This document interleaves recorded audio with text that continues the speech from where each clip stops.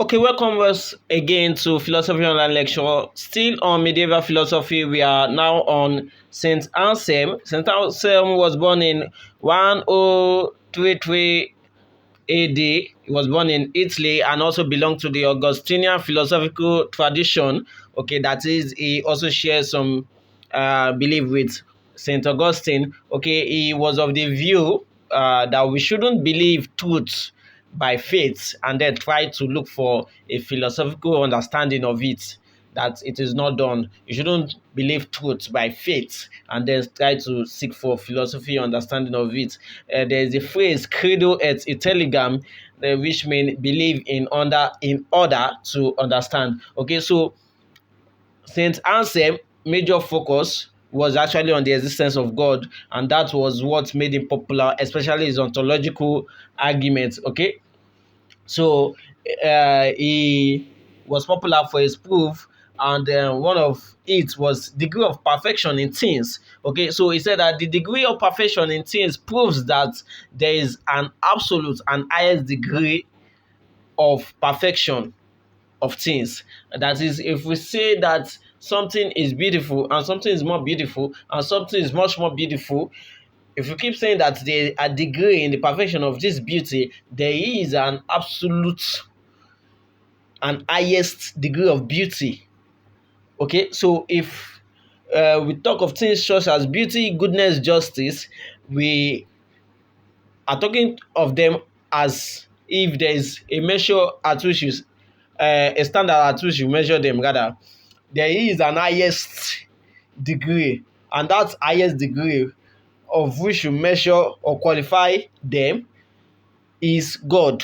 Okay, so if we talk about goodness, that Miriam is good, BJ is better, uh, Bolanle is the best, and SMD is much more better.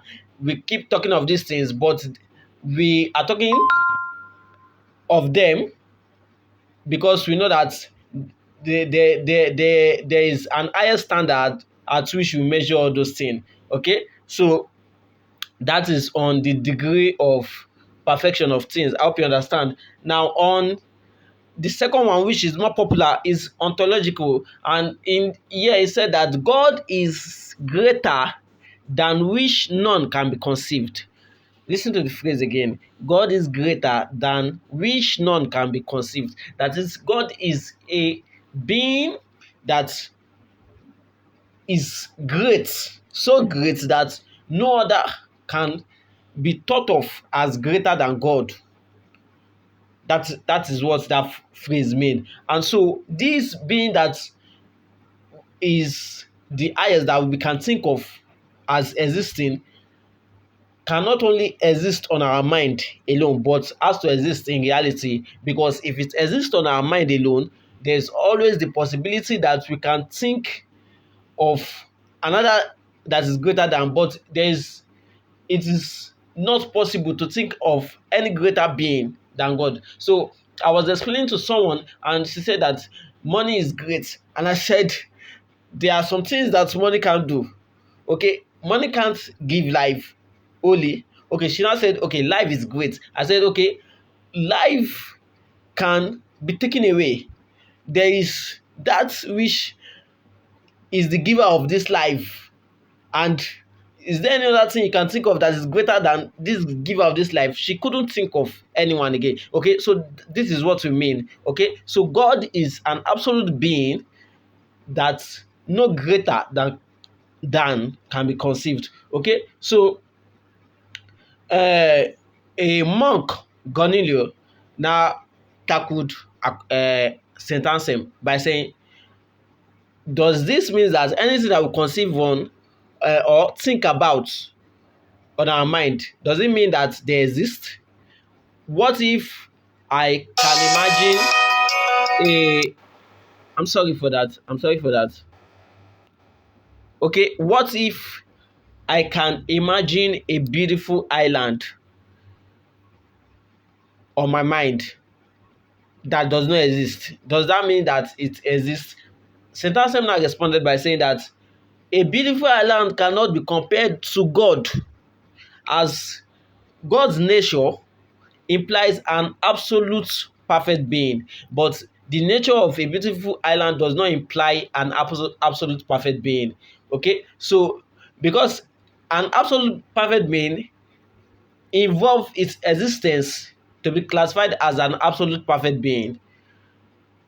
If it doesn't exist, then we can't classify it as an absolute perfect being. Okay, so as Satan further argued that the divine attribute of God, like the attribute of beauty, goodness, justice, wisdom, and so on, they are internally generated.